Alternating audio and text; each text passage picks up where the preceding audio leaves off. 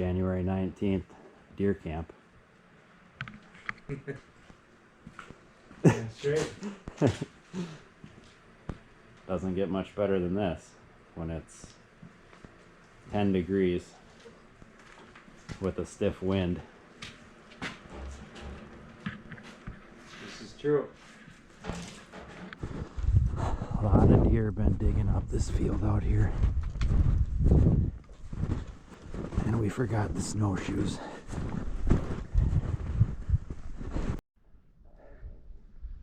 There's another person that has permission to hunt this property, and their tracks came back the way we were going, so we went as far as we could go to know where they went, because we weren't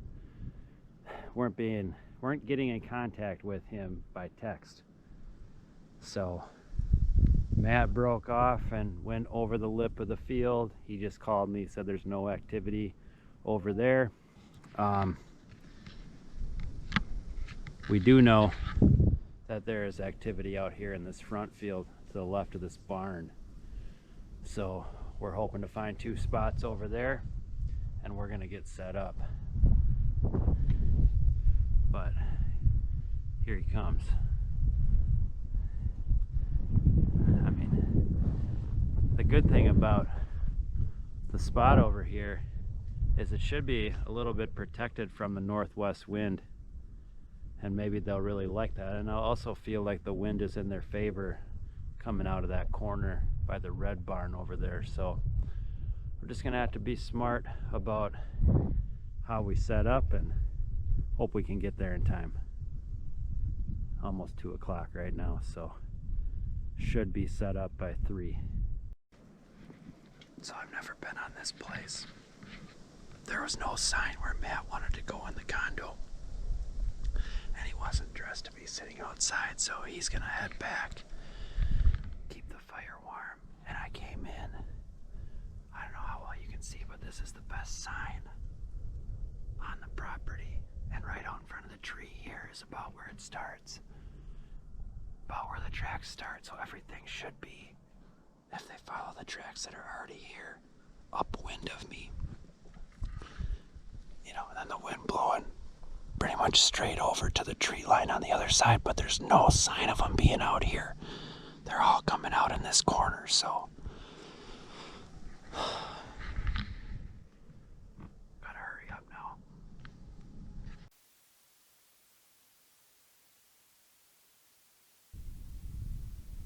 So I got in this tree here. You can see Matt's blind up here.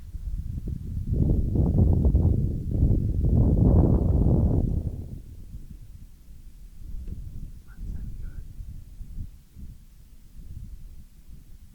But that wind from that blind will be going right out into where all the tracks are.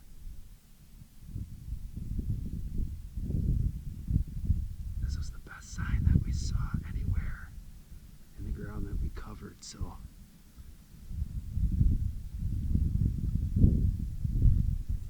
they're definitely out here. Hopefully the weather is good enough to get them out in the daylight, but after walking around a bit, set up by 3:15, and the wind was supposed to die after 3 o'clock, so hopefully that's the case, and see what we can have happen tonight. Just looking for a doe.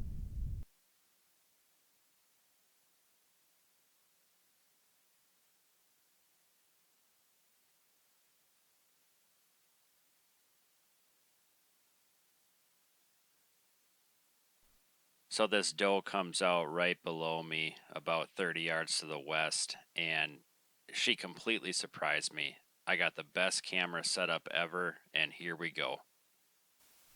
This is a big doe, and she's looking back. There were more deer coming out, but I was completely focused on her. I got the camera set. I got a good range on her, 33 yards. Dialed the first pin right to 33 yards, and here we go.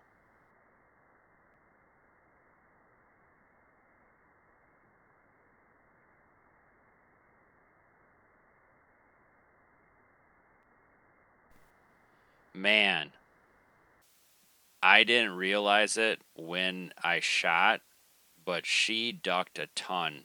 If you slow it down, she dropped a lot. I don't know how many inches she dropped, but I definitely would have killed her had she not dropped. I definitely would have put it in that offside shoulder and definitely hit both lungs, but that's not how it worked out. So now I'm left wondering.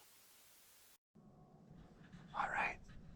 So I didn't pick that doe up on the camera until she was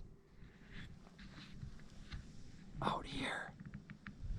But first time I saw her, she was standing right down there in that gap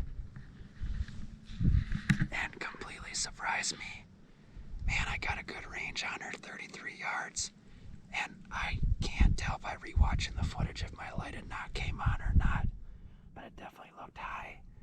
But she had a couple good sprays of blood right at the beginning, so Matt's on his way, and we're gonna try and see what the trail looks like before it gets dark here. Here comes Matt walking in, and we're gonna see what we can find for blood.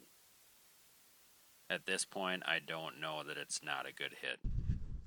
All right, so we're just doing our due diligence there. Got a little blood, but it was definitely high. Tons of hair at impact.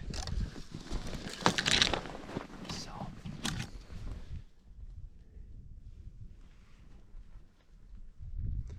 we'll keep looking. Unsuccessful.